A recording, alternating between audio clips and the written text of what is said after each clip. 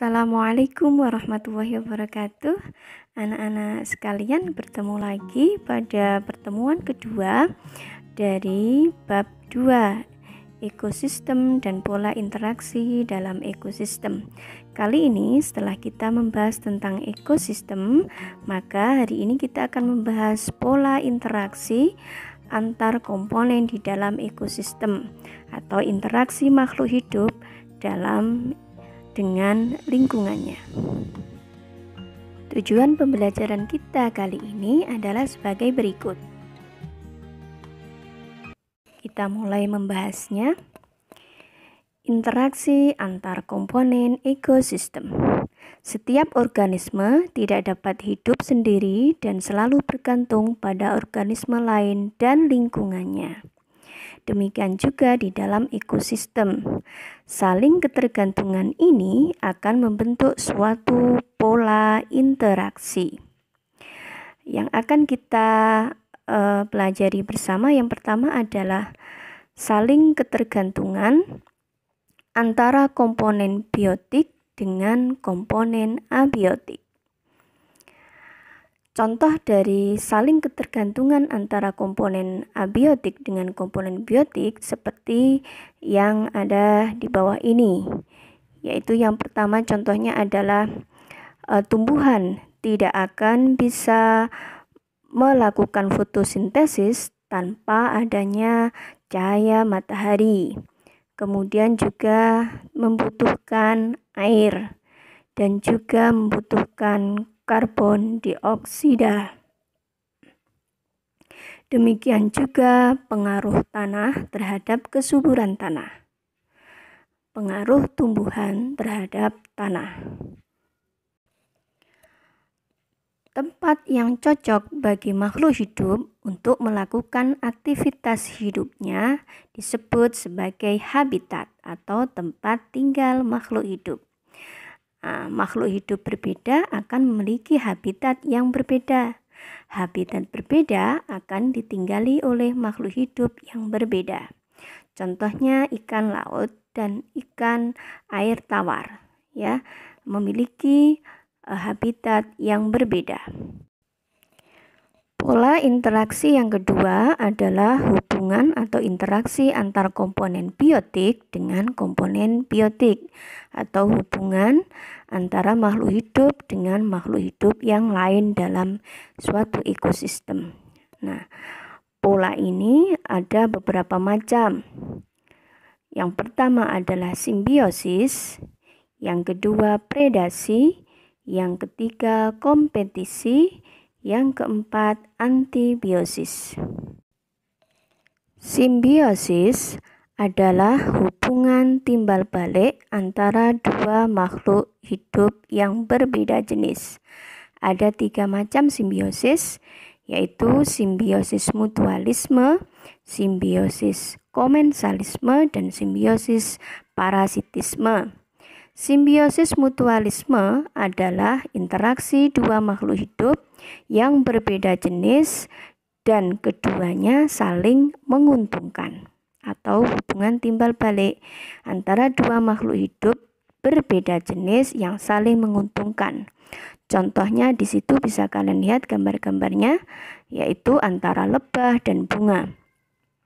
Lebah dapat menghirup sari-sari bunga atau mengambil sari-sari bunga sebagai makanannya, sedangkan bunga diuntungkan dengan membantu penyerbukan oleh lebah. Yang kedua adalah simbiosis komensalisme, yaitu interaksi dua makhluk hidup yang berbeda jenis, yang satu mendapatkan keuntungan, tetapi yang satu tidak berpengaruh atau tidak untung maupun tidak rugi.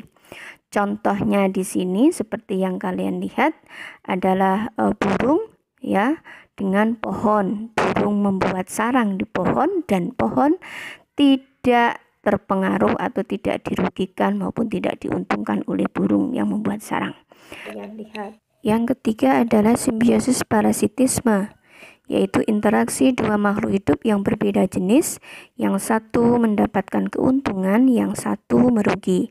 Contohnya di situ adalah ulat dengan batang tumbuhan atau daun tumbuhan. Ulat diuntungkan dengan memakan daun atau batang, dan tumbuhan akan mati kalau lama-kelamaan daun dan batangnya dimakan oleh ulat. Pola interaksi antar biotik sesama biotik berikutnya adalah kompetisi, yaitu persaingan antara makhluk hidup sejenis atau makhluk hidup berbeda jenis untuk mendapatkan makanan, tempat hidup yang sama, wilayah kekuasaan, atau hal lain demi kelangsungan hidupnya. Contoh seperti yang kalian lihat di dalam gambar itu, ya. Singa dengan singa yang satu akan kalau berburu memangsa mangsa yang sama, mereka akan berebut. Atau mungkin singa dengan harimau saling berkompetisi merebut mangsa yang sama. Pola interaksi berikutnya adalah predasi. Predasi adalah interaksi antara pemangsa atau predator dan hewan yang menjadi mangsanya atau mangsa. Contohnya di situ kalian lihat ada harimau memburu kelinci, maka harimau disebut sebagai predator dan kelinci dinamakan mangsa. Pola interaksi berikutnya adalah antibiosis. Antibiosis adalah hubungan dua makhluk hidup berbeda, di mana makhluk hidup yang satu menghambat pertumbuhan makhluk hidup yang lain. Contohnya di sini adalah jamur penisilin.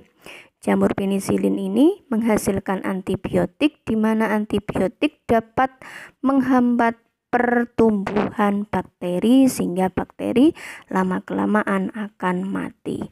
Maka hubungan antara jamur penisilin dengan bakteri disebut antibiosis. Saling ketergantungan antar komponen biotik yang lain juga dapat terjadi melalui rangkaian peristiwa makan dan dimakan yang disebut sebagai rantai makanan.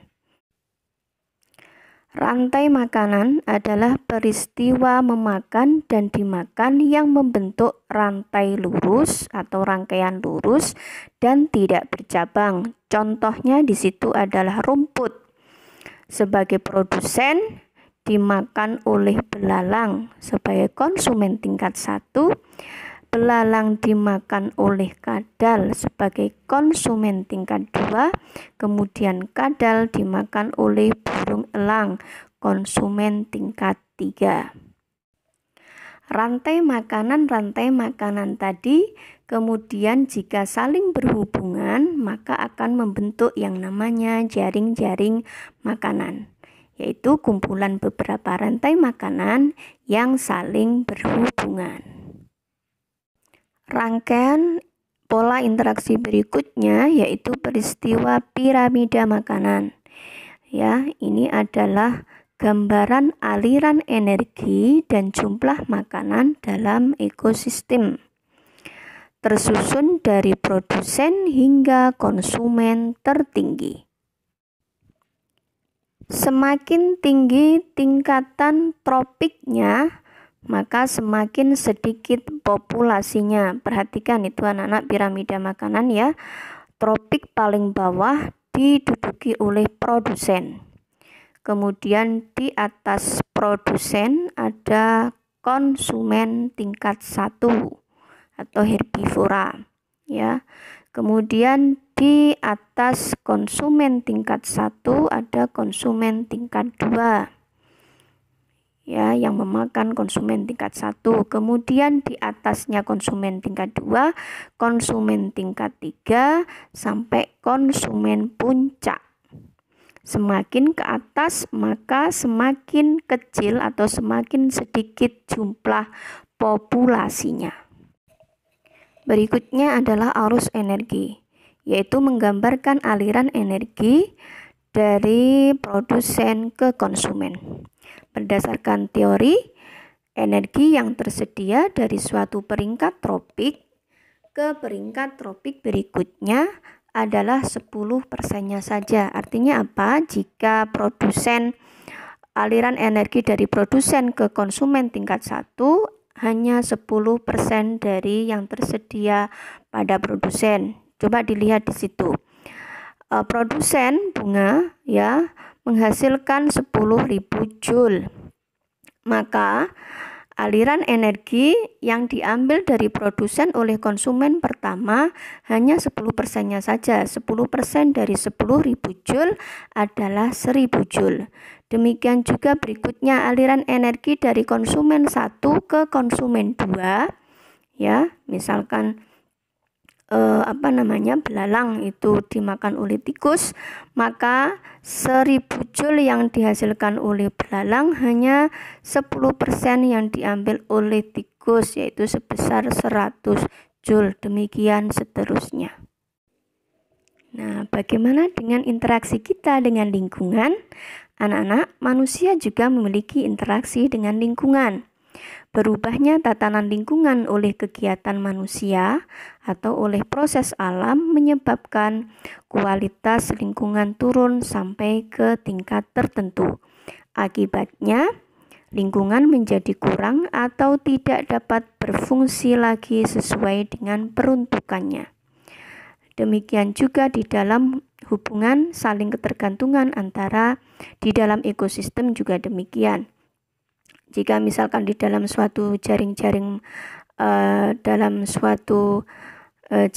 atau rantai makanan, suatu populasi diburu atau dihilangkan, maka itu juga akan menyebabkan perubahan dalam ekosistem atau lingkungan. Jadi demikian, mari kita jaga lingkungan sehingga keseimbangan lingkungan tetap terjaga, sehingga kita dapat memanfaatkan sumber daya lingkungan dengan bijaksana. Demikian untuk materi kita hari ini. Terima kasih atas perhatiannya. Semoga bermanfaat. Saya akhiri. Wassalamualaikum warahmatullahi wabarakatuh.